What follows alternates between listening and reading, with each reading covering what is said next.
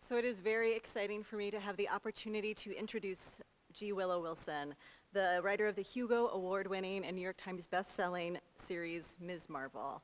Here at Moraine, we spent the last year really digging into that text for our 2018-2019 One Book, One College selection.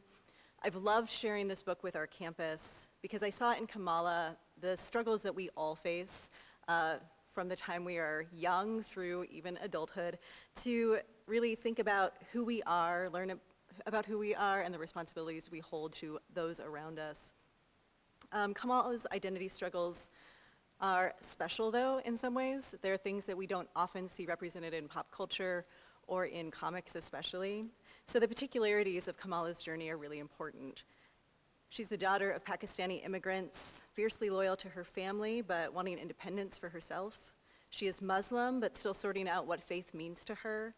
She's a superhero, but also a student with schoolwork and friends. These complexities and contradictions are what make Kamala Khan the hero we want to root for and just keep reading about. Willow Wilson has also brought her talent for writing intriguing, complex characters to more than just Ms. Marvel, though. She has written comics for DC, most recently writing the incredible title of Wonder Woman, so that's very exciting. Wilson has also written a couple of novels, winning the World Fantasy Award for her first novel, Alif the Unseen, and has a brand new title, The Bird King, just released this past March. She's also chronicled a bit of her spiritual journey in her memoir, The Butterfly Mosque. All of this is to say that things that you already probably know is that she is an incredible, multifaceted talent, and I am so pleased to welcome her to the stage this evening. Thank you for coming.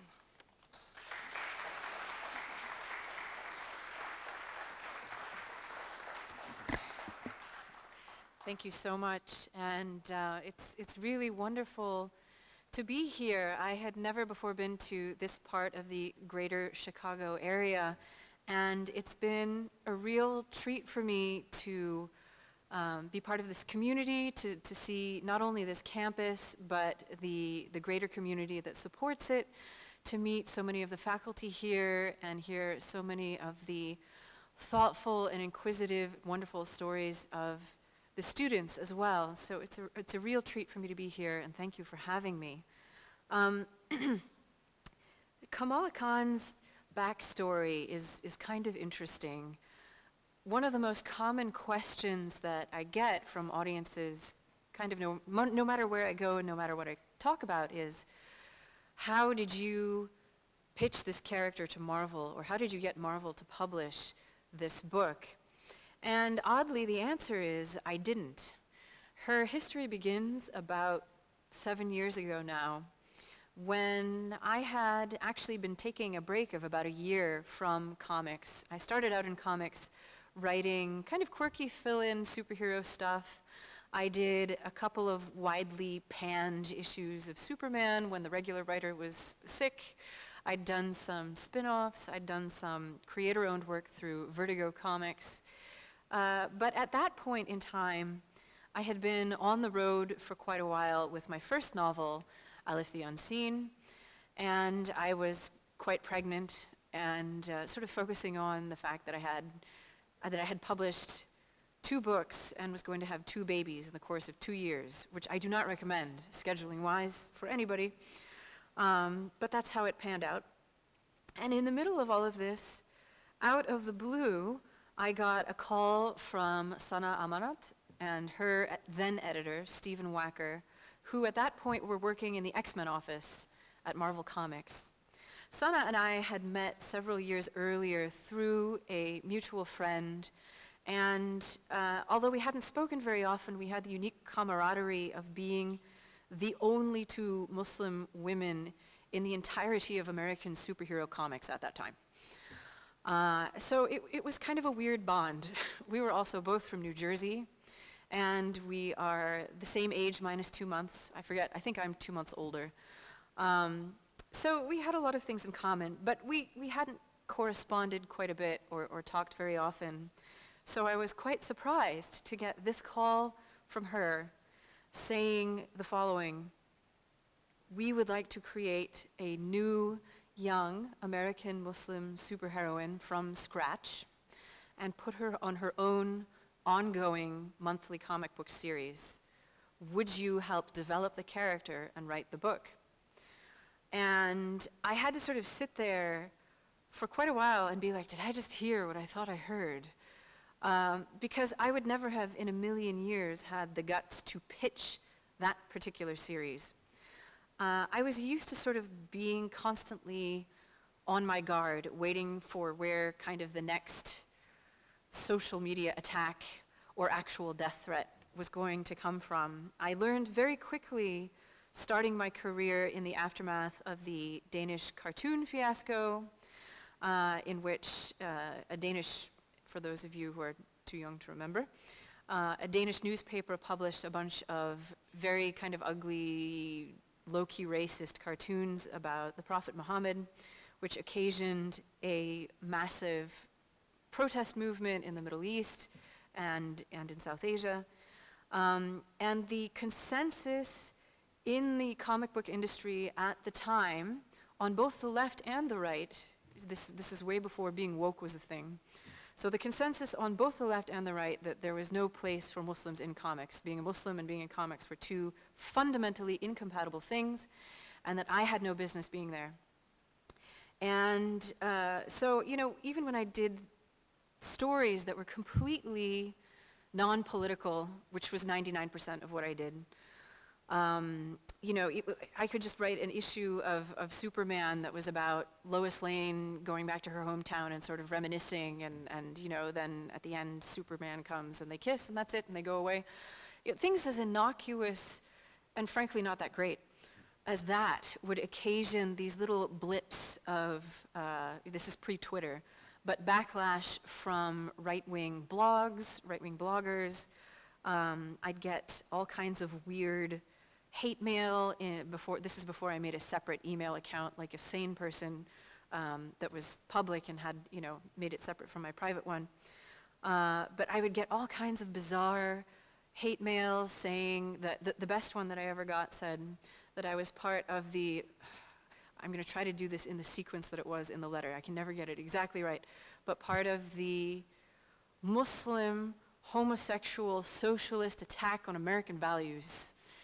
And I was like, wow, that is not a real thing, but it sounds fantastic.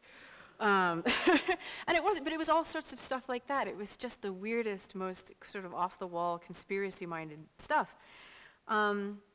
And as a result of that, I tried to lay kind of low, not take super political projects, stay out of sight in certain ways.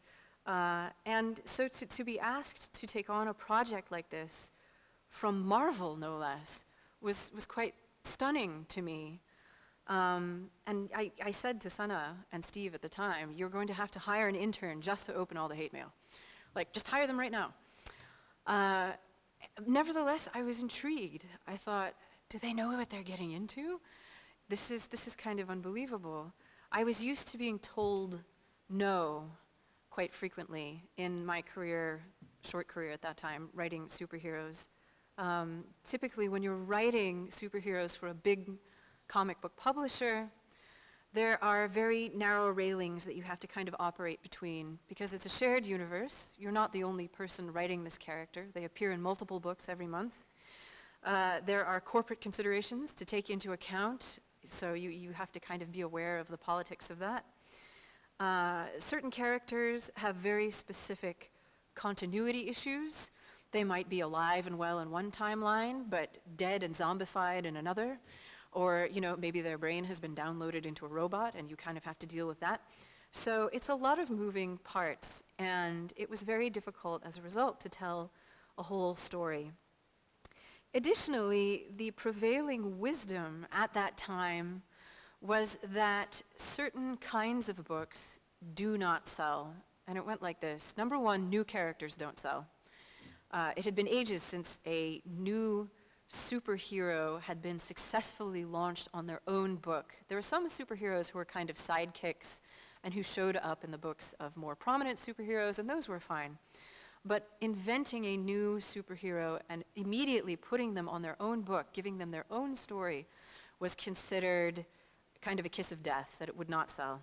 So new characters don't sell, female characters don't sell.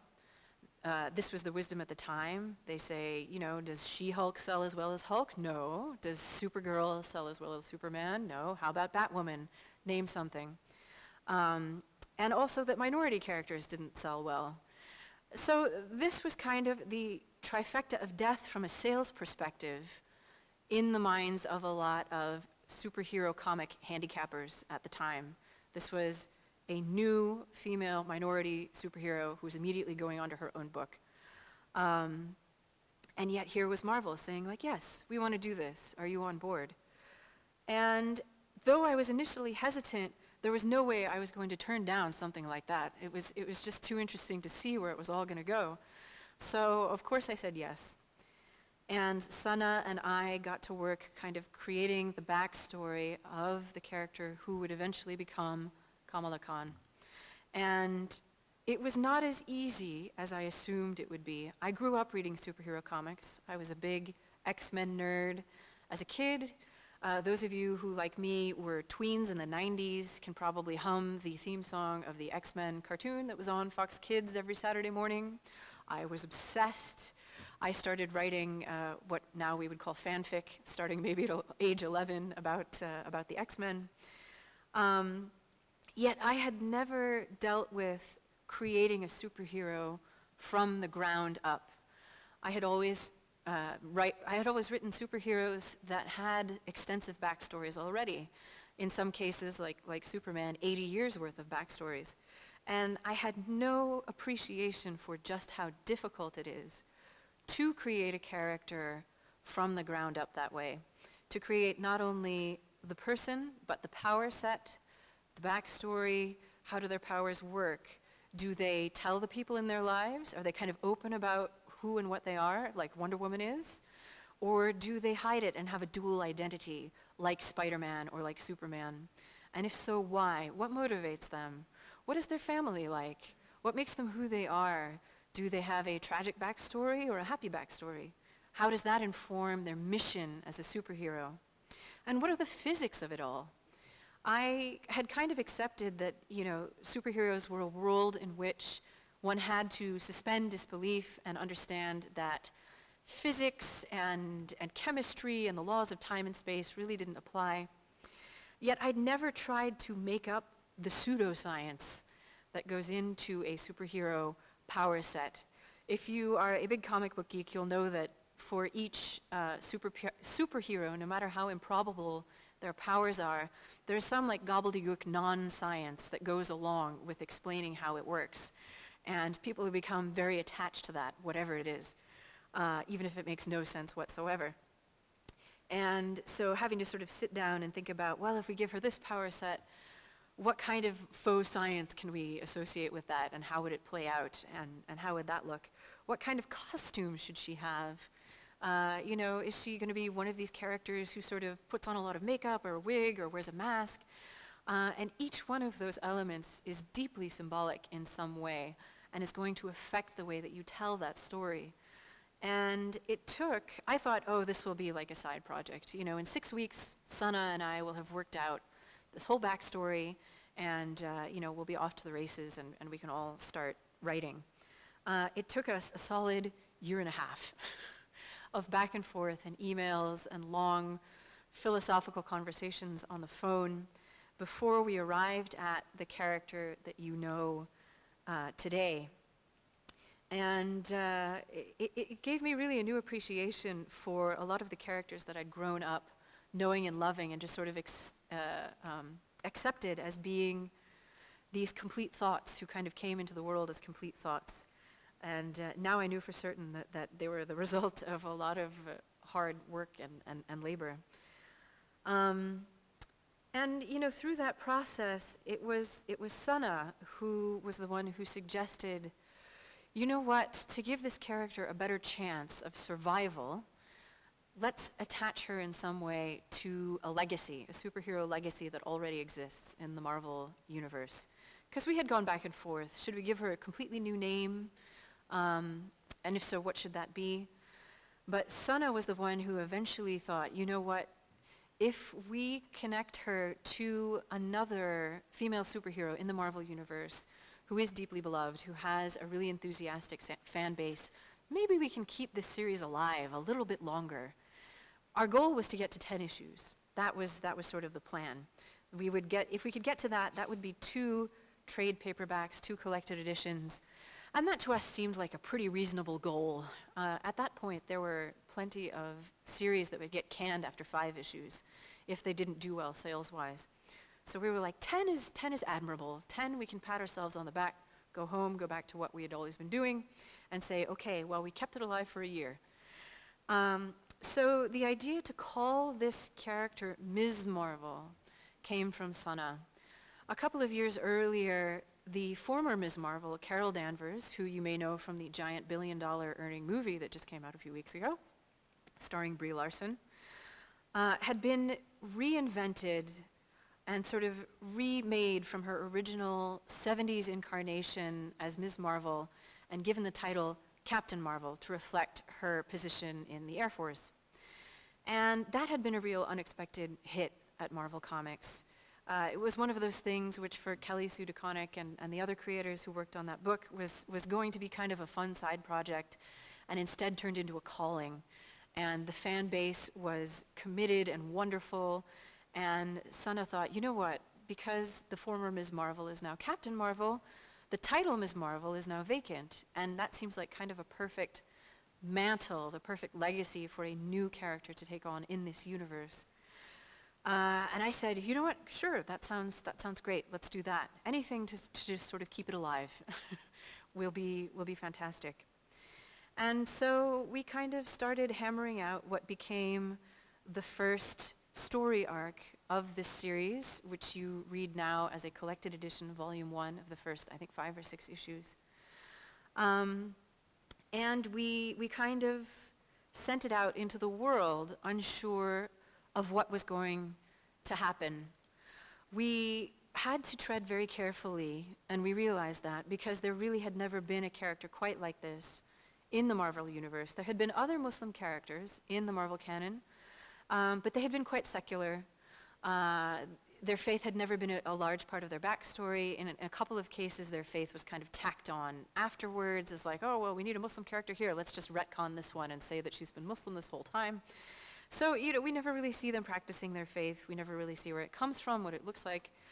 And so there really was no guideline, no guideposts, nobody who had gone before to show us where the fault lines were and what we should avoid and what we should include. So we were asking ourselves questions like, well, in a regular Muslim household, you would expect to see a Bismillah or some calligraphy or verses of the Quran and stuff hanging on the wall.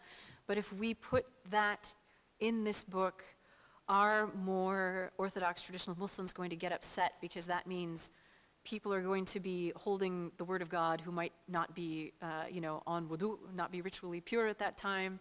Are they going to chuck it in the garbage when they're done and dispose of it improperly? So you'll notice, especially in the first arc, that the walls of the Khan household are basically bare for that reason. And it was just all kinds of things where we had to consider issues that nobody else writing superhero comics had really had to grapple with before. And we kind of sent it out into the world quite nervously, thinking, is this going to tank? Are we going to, hold up our end of the bargain on this, or is it just going to be a massive failure? But Sana was always the one who kind of was optimistic when I got scared. This is in many ways a reflection of her own childhood, growing up as a Pakistani-American kind of geeky girl in New Jersey. And a lot of our conversations were me just sort of being very quiet and listening and, trying to replicate as best I could the stories that she was telling during the co-creation process. And so she, when I would get scared and say like, oh my God, what are we getting ourselves into? It's going to be a bloodbath on Twitter. I can already see it coming. And she would be the one who would say, no, just think 10 issues. It's not like they're going to put her on the Avengers, and we'd both crack up laughing because that seemed like just several bridges too far. So when we did send it out into the world, we were both quite surprised when the first issue went into a second printing, and then into a third printing, and then into a fourth, fifth, sixth, seventh, and eighth printing, and became one of the best-selling issue ones of all time at Marvel Comics of any comic ever.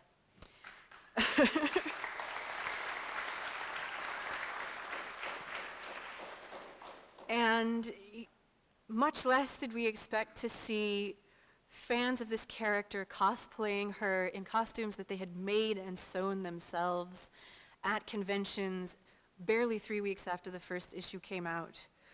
Or that the first collected edition, the one that you have read as a community, would end up debuting on the New York Times bestseller list for graphic books. And then the second one would end up on the New York Times bestseller list for graphic books. And then the third one would end up on the New York Times bestseller list for graphic books. And you know, the only reason that subsequent ones didn't end up on that list was because they stopped creating that list. There's no longer a New York Times graphic list bestseller list. So, sadly for me. But it was phenomenal to me to sit back and say, oh my God, we did it. This thing that was not supposed to live for more than 10 issues, that was just going to be a fun side project for all of us that we would spend a few months on and then shelve and put away and move on to other things. This is real. That this character that Sana and I created is going to outlive us. And that benchmark that we had set for ourselves, well, it's not like they're going to put her on the Avengers, ha ha ha, this is hilarious. That within 14 months of this book coming out, that she would be in the main Avengers title as an Avenger. And then show up in the fun video game that possibly you have played. It was something that kind of rearranged how I thought about what I do, how I thought about being a comic book geek, how I thought about this community. And what it really taught me was that you never know what story will resonate with whom. I think Sana and I, when we were creating this character, were thinking this will be something fun for Muslim kids, you know, which is a sizable population when you look at it from a big point of view, but not a sizable population within the comic book reading audience, at least at that time. That has changed. But we sort of didn't expect that we would get fan mail and people coming up and crying at conventions who had grown up Mormon or Orthodox Jewish. Or I remember, this is a story I love to tell, at one of the first signings I did of this series in Boulder, Colorado, this guy came in who was about 6 feet tall and very blonde and blue-eyed and looked just kind of like a Viking or a linebacker or possibly a Viking linebacker, and came up to me with tears in his eyes and said, I was Kamala as a kid. And I was like, wow, really? Tell me about that. And he said, well, my parents are Polish immigrants, and I had an accent as a young kid that took a while to fade, and I didn't take peanut butter and jelly sandwiches to school as a kid. You know, I took my mom's cooking and leftovers, and I was made fun of. And I just felt like such an isolated case in my class, and nobody else understood. And reading this, I see, oh my God, that's how it was for her too. So it really drove home for me that it's never obvious what people are carrying. Sometimes we look at people and we think we can read them, we think we know what their story is, and we don't. And just like so many kids from so many different backgrounds grew up seeing bits of themselves in SpiderMan, or in Batman, or in Captain America, that same general audience could look in and see parts of themselves in this character too. That there really is no such thing as niche. That all characters have something to say to that wider audience that is valuable and gives that audience something to take away and hopefully enriches their lives in some way. And it changed the way I thought about storytelling as well. That there are pieces of us in everything that we make. There are pieces of us in everything that we read. All of those things contribute to the picture that we have in our minds about who we are and our worth in our own communities. and the possibilities that are there for us in the world. So it's been an amazing 5 years with this character, meeting the readers, crafting new stories, trying to figure out what's next, watching the tremendous fan response and the communities that have accepted her as one of theirs, seeing the cosplayers, seeing the evolution of the cosplayers, who at the very beginning all would show up at conventions wearing these costumes that they'd made by hand on their sewing machines and with puffy paint, kind of like Kamala does in the series, to now showing up with costumes that they bought at Target, because you can buy Ms. Marvel costumes at Target. This is one of those I never thought I would see the day moments, and I pinched myself. The answer to the question you're thinking is no, I do not get any of that residual money. I wish I did. I would have, come here in a much fancier airplane if that was the case. But to see that evolution has been the greatest honor of my life. And I've sort of come to accept that this may be the highlight, that I may have peaked at 35. and being okay with that. And about a year and a half ago, I did sort of start to get the impression when I sat down to write a new issue of Ms. Marvel that I was in danger of repeating myself. And that to me became a sign that this series was so much bigger than anything Sana and I could ever have envisioned when we started out, that I now had to think about what the legacy of this character was going to be going forward. I knew that there were stories about her that I was very poorly equipped to tell, and that other people who had grown up in immigrant communities, who had grown up Muslim, who had had very different experiences of being Muslim in America, could tell those stories much better than I could. And that now that this character had grown so much bigger than the people who created her, it was probably time for me to plan my exit, knowing that this is something that is going to live well beyond the stories that I was going to tell about her. So I called Sana and I told her, I think it's time. And we both lost it a little bit in that phone call.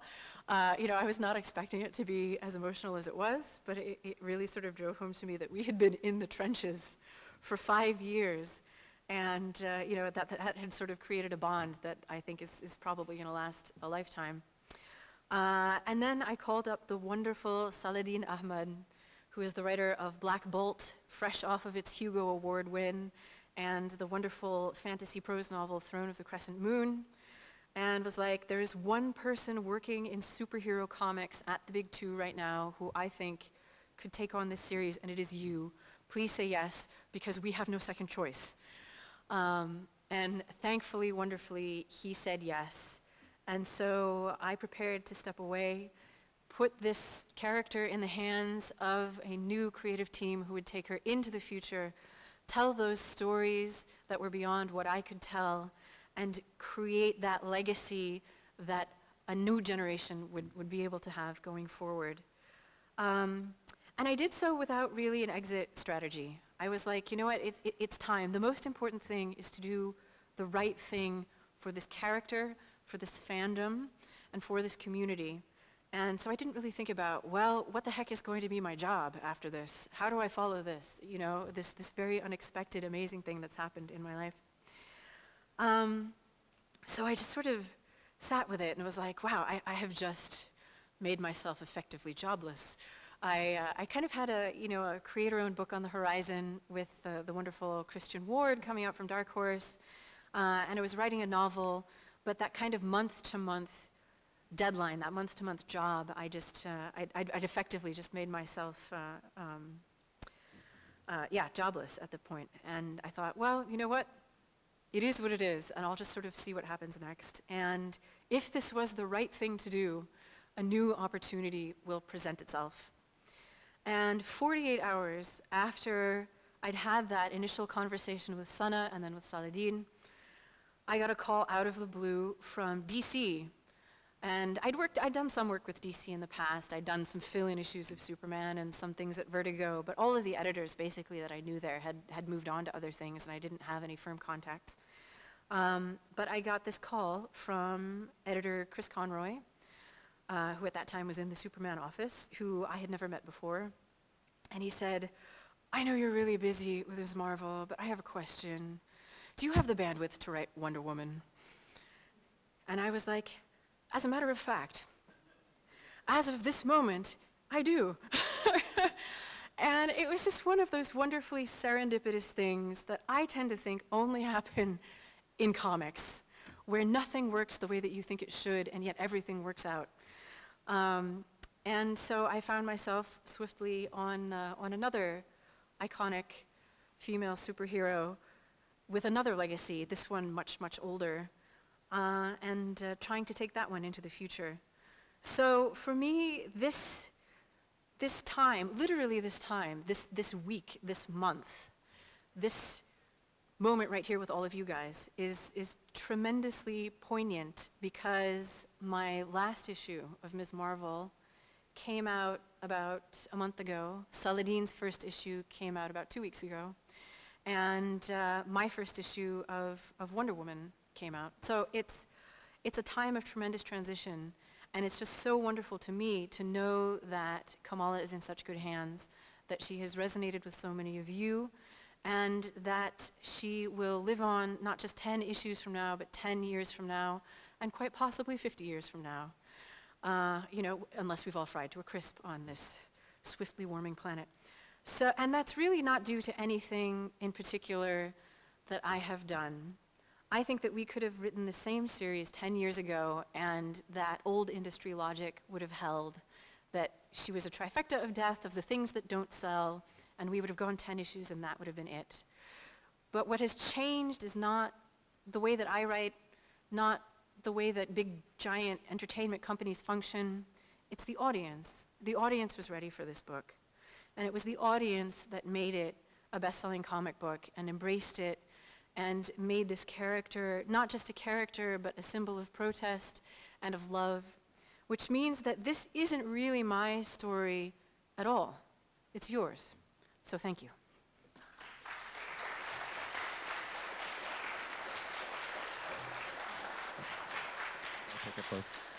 I think there are microphones for questions. Are we on? Here we go.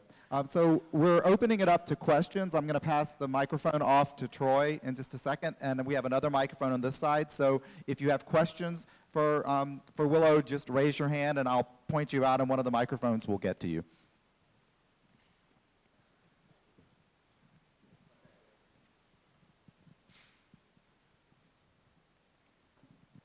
Hi.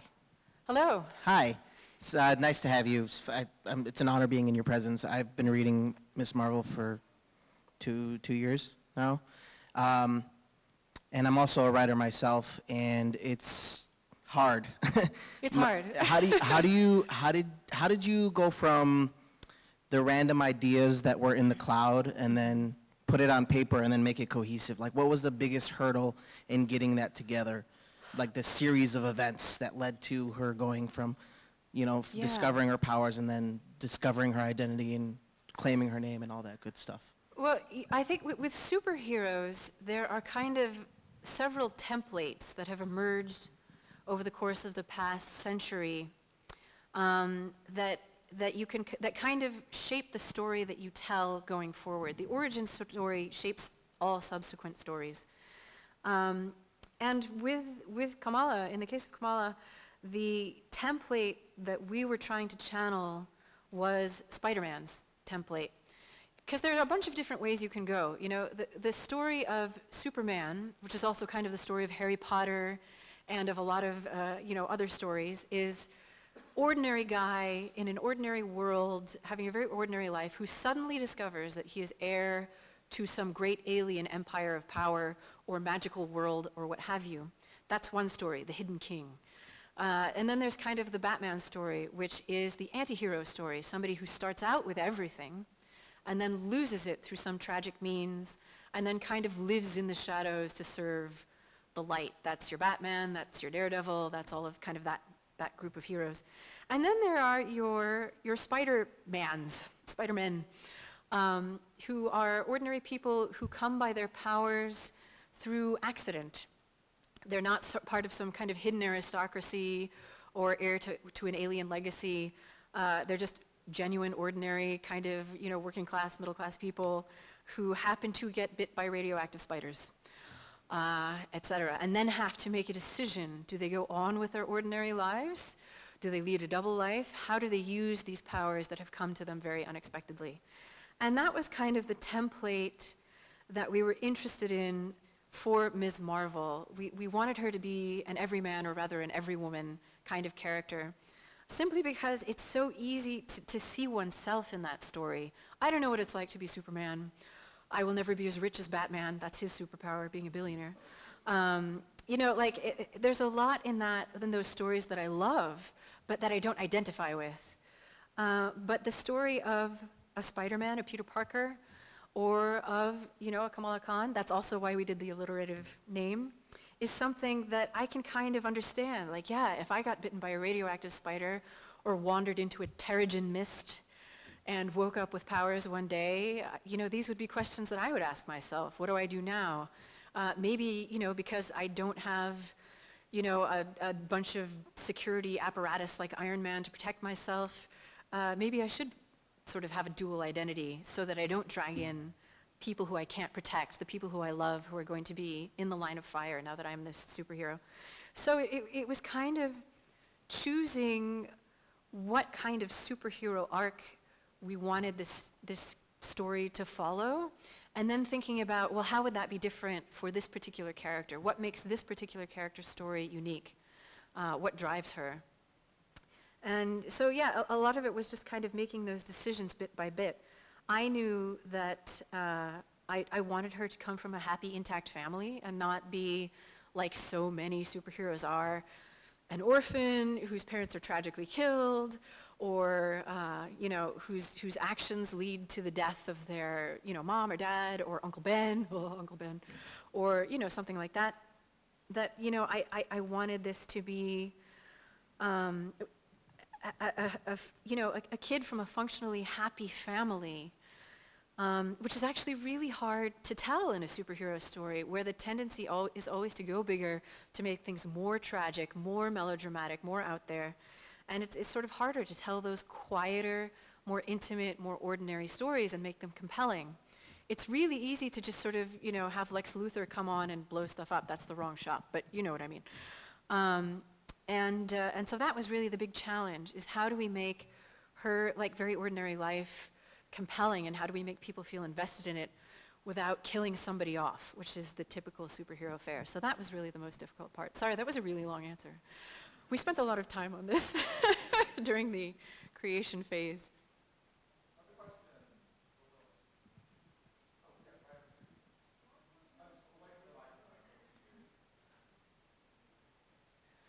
No worries, we can get to everybody, it's fine.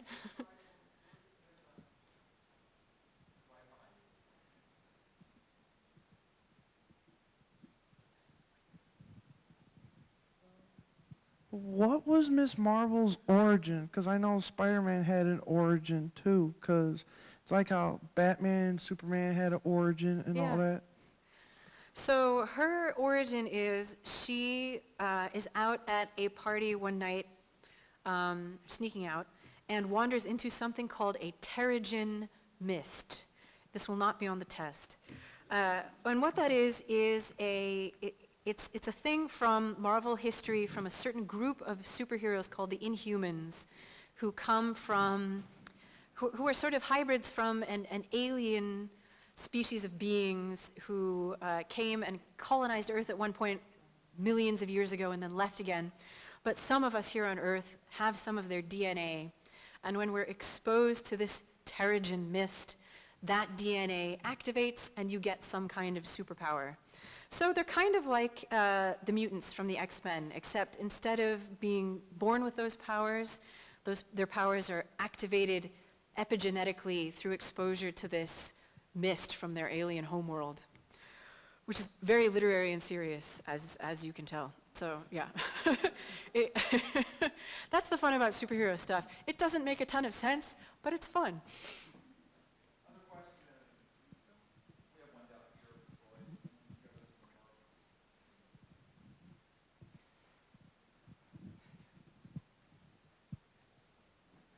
what was the design of the costume when you did with Ms. Marvel? That's a good question. Her costume was designed by the wonderful British artist Jamie McKelvey, who had done the redesign for the now iconic Captain Marvel costume. So it made sense for him to do hers as well. So we just kind of told him about what, and when I use the royal we, it just means me and Sana, about what we thought it should incorporate, that like we'd like it to look kind of like this, but not too much like that. The lightning bolt was an obvious choice because the original 1970s Ms. Marvel costume featured a very prominent lightning bolt. So we just kind of gave all of this information to Jamie and said, work your magic. And he worked his magic. So it came out really well, but I cannot take any credit for it. Hi. So I wasn't really there to see Miss Marvel like when she first came out, but like I've been more exposed to her through all of the other things that have come out from her. Mm-hmm. I actually read the audiobook. I listened to the audiobook on a trip. Cool. Yeah, and I got to see her on TV a couple times with the Marvel Rising that's come out, and now she's got like action figures and dolls for girls. And I'm just especially curious how you have taken to seeing how she's become a much larger character, how she's grown into becoming an icon for the Marvel franchise. I still pinch myself, honestly. Like, I'm still waiting to wake up. Like, when we were creating this character, I never imagined that one day I would wander into Walgreens and there'd be a Funko Pop of her sitting on the shelf next to the toothpaste. It was just so far outside of my expectation that it's been almost 6 years now, and it still hasn't gotten old. Like, every new thing I geek out about, and I'll go to conventions, and people are like, do you have this Lego one yet? And I'm like, no, oh my God, it's the first time I'm seeing it. So, and that's the other thing. She's gotten so much bigger as kind of a Marvel property that there are a lot of Ms. Marvel-related things that I don't hear about until the internet does. So, people will be on Twitter saying like, oh, hey, did you hear that there's a new minifig coming out, or they're making like a this or that? And I'm like, no, I had no idea. Which is just, it's really amazing to me that has occurred, because honestly, she's like the little tip of the iceberg sticking out above this giant mass of superheroes who never made it, and who did only last for 5 or 10 issues, and who now only exist in like the library at DC or at Marvel. So to see something that I had a hand in created become something that is that just widely known is crazy to me. The craziest thing was when the first time I took my kids to the park just down the street from our house, and there were a bunch of other kids playing there, and they were playing Marvel, like the way that I used to pretend to be the X-Men, at lunchtime on the playground, and the guy I had a crush on would be Wolverine and put pencils between his knuckles and the whole 9 yards. But they were doing, they were playing, what was it, Ultimate Avengers, because they'd seen the Disney Channel cartoon, and they were arguing about who got to be Ms. Marvel, and I'm like, I can't believe this is happening. And these are kids from my block who don't really know what I do. They're just sort of like kids from the neighborhood. And I was standing there like, this is surreal. Now it's gotten to a point where my kids are old enough that they will just sort of wander up to people and tap them on the shoulder and be like, did you know that my mother writes Ms. Marvel? But this was sort of when they were a bit younger. So it will never get old. If I live to be 100, it will never get old.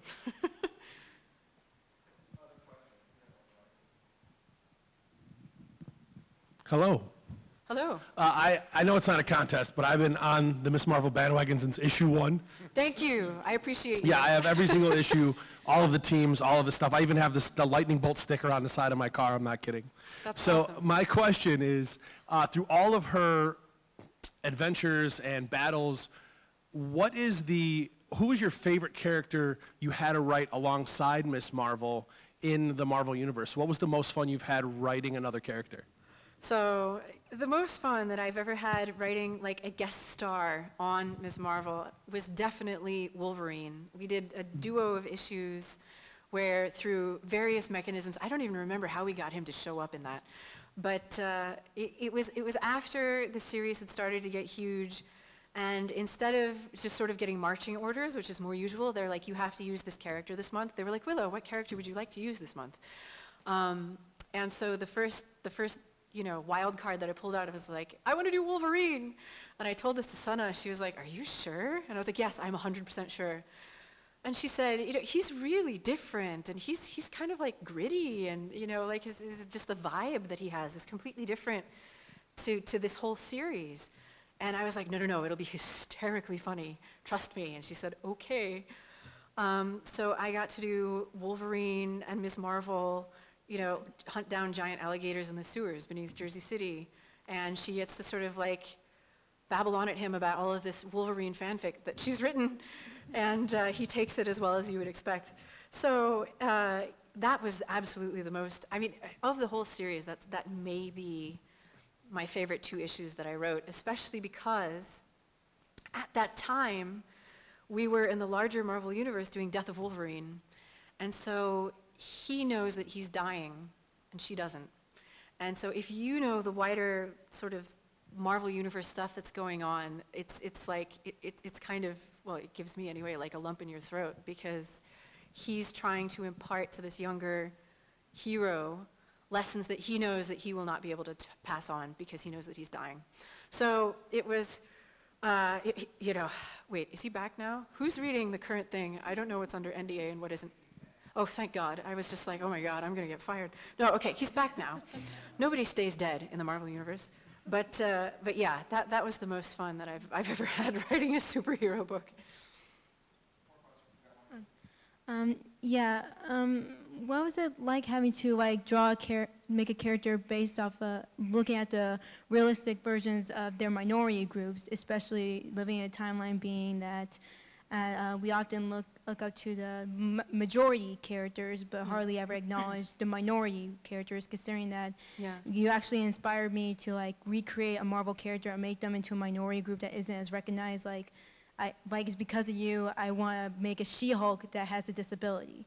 That's amazing. That's great. That's wonderful to hear. Mm-hmm. It was, I think, because if Sana had not been in charge of the whole project, I would have been really nervous, because I think you need to have somebody driving the car who can say yes or no, who can sort of veto things that they think are sort of out beyond what the character should be, and who can really ask people to live up to the mark and to be doing their best work to serve that character as best they can. And it's because of that, I think, that she was really adamant about getting Adrian Alphona on board for art for the first couple of arcs of the series, because the tendency, I'm sorry to say, not to cast aspersions on anybody, for a long time in superhero comics was to make everybody sort of look like Barbie. And then, if they happen to be a minority, if they happen to be black or Latino or North African or Middle Eastern or what have you, you just like, the colorist would just sort of alter the palette for their skin and hair tones, and that would be it. That's the only way that you would know. But we were all kind of adamant that, like, no, she has to look like a Pakistani girl. Like, she can't just look like Barbie, with slightly darker skin and darker hair. And Adrian, who is kind of a mad genius, came on and started doing character studies, and Sana was like, yep, this is it. This is the guy. This is our guy. Because he was drawing each of these characters as distinct, as interesting. You can tell, even in pencils, what ethnicity they are, what background they come from.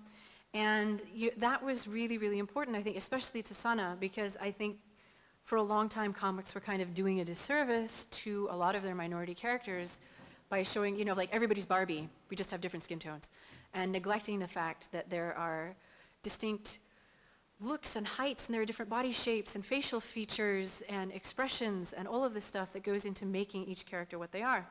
And so it was something that, as an editor, Sana was really, really adamant that we needed to get right, because this is not going to be one of those books. This is going to be something different. And that, I think, really, really made this stand out from among a lot of other books.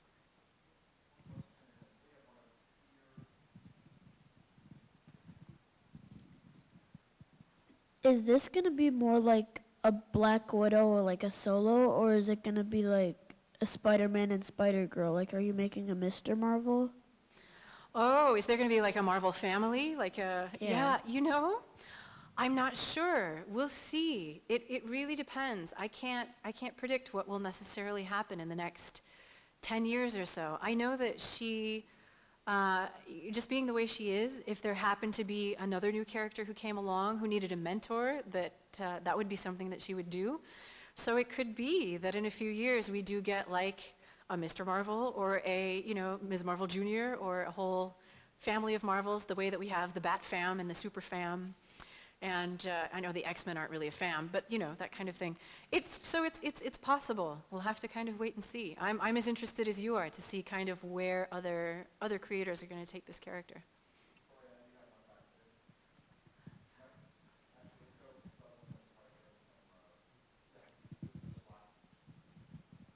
Hello. You converted to Islam? Mm-hmm. And what was your journey like? What led you to Islam? I tell people I tried to be an atheist. I just wasn't very good at it. I'm just the sort of person for whom I've always had a certain kind of belief. I always related to the universe in a certain way. Let's put it that way. But I didn't really have words to describe what that was until I was about Ms. Marvel's age and started studying religion for the first time. And, came across various kinds of Islamic literature and said, oh my God, that's what I am. I didn't know that there were words for this. I didn't know there was a whole religion about this. Because I'd sort of been isolated from all of those whole conversations. So I converted, I would have converted at 18. But 9/11 happened when I was 18.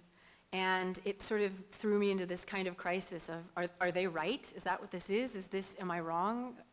Has all the stuff that I've read, was all of that wrong? Who's right? Who is telling the truth about what Islam is? And it took another 2 years after that before I'd talked to enough people, read enough things, and sort of wrestled within myself and came to a place where I was like, nope, this is still what I am. Right or wrong, this is still what I am.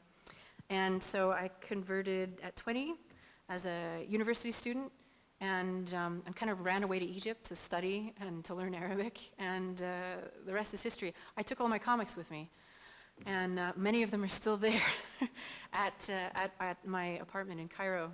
And yeah, at the time I thought, I was like, there are no other Muslims who read comics. It's really just me. I'm just going to be that weirdo my whole life.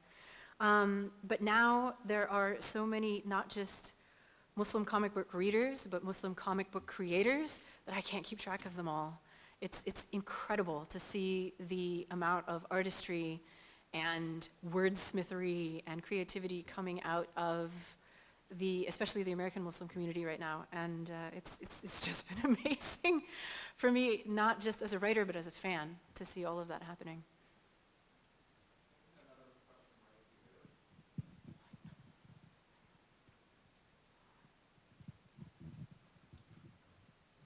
Hi. Hello. I'm curious about her Civil War II arc and the decision process in taking a young character, especially a young superhero, into a world of gray, one involving her idol. Could you share some of the decision and the discussions involving that?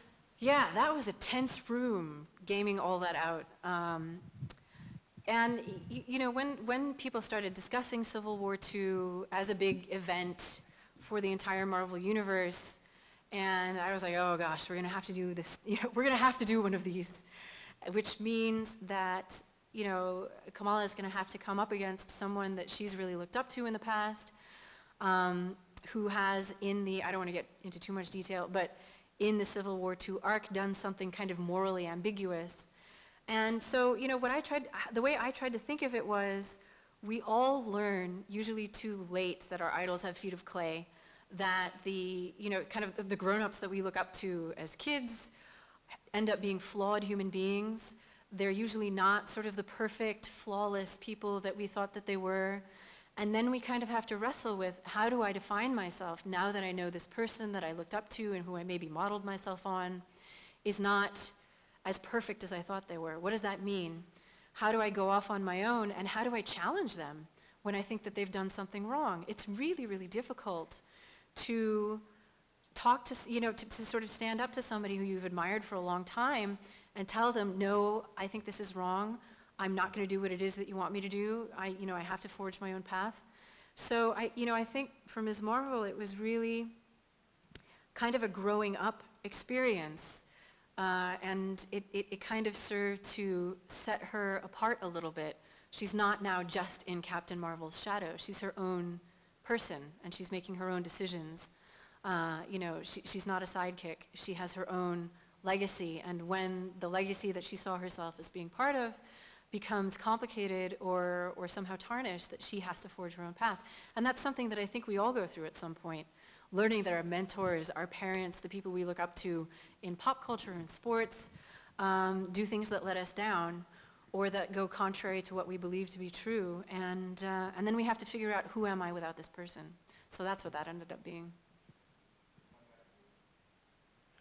Hello. I was just wondering, do you have any words of advice for people trying to go into the comic book industry? Just because. Yeah, as a writer or as an artist, or both? Either. I personally would want to go into art because I've always kind of had a talent for that, but just either. Yeah. Art is a bit more straightforward of a process than getting into comic book writing as a writer. Once you have a portfolio that you think is pretty good, that you think you're pretty proud of, it represents your best work, then you can, in some cases, digitally submit your portfolio, your online portfolio, to a publisher.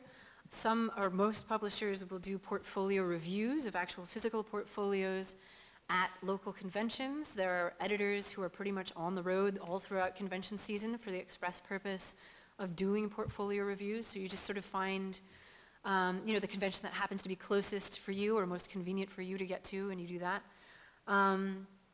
And occasionally, if you have a solid digital portfolio, you have a Tumblr, you have a website, you have a whatever, and you're on social media and you're amplifying your work and people are into it, occasionally the publishers will come to you and seek you out and say, hey, we would like to talk about working with you. Writing is a bit more difficult and complicated because it's arguably less vital to comics than the art is. I think most artists have a sense of sequential storytelling even without a script to work from, just kind of on their own. But a writer without an artist has just written a script without pictures at all. So for writers, every story about how they got in is different. Like, if you talk to Mark Waid, if you talk to Brian Bendis, if you talk to Brian Azzarello, any of the Bryans, Gail Simone, anybody in the comic book industry who writes, they will give you a different story about how they got in. Sometimes it's they were in film and they wanted to do something different and so they came over. Sometimes it's they were in editorial and they were an assistant editor and they decided, I wanted to try my hand at writing. In my case, I worked briefly as a college student for almost no money at one of the very first digital comic book companies, which at the time tanked because this was pre-iPad and nobody wanted to read comics on their giant bulky iMacs. Nevertheless, they tried. And through that, I got to meet a lot of artists, writers, editors in the industry. And so, I sort of picked the brains of some of the older writers and asked for advice about scripting. And then when I had a script that I thought did not suck, I had people that I could send it to because I, had sort of met them through this digital comic book company, which had crashed and burned. But yeah, so it really is for writing. There's not a whole ton of good advice, and what I really hope happens, And you guys should lobby for this at your, local community college, art school, university, whatever it is. Comic book writing is not taught academically almost anywhere, except for a couple of places. And if there was a straightforward way to study it, I think there would be a much more straightforward way to submit, because the comic book companies would know, oh, there's this pipeline of people who have a solid academic background in how to write comics, as opposed to those of us from my generation who had to teach ourselves, because there was nothing, no tutorials, no YouTube videos, nothing. Literally what you had to do is take your favorite comic, mark it up, number all of the panels on the page, and sort of reverse engineer how to write a script. And I think if the comic book scripting process was less opaque, then the comic book writer hiring process would become less opaque. So yeah, lobby your local schools.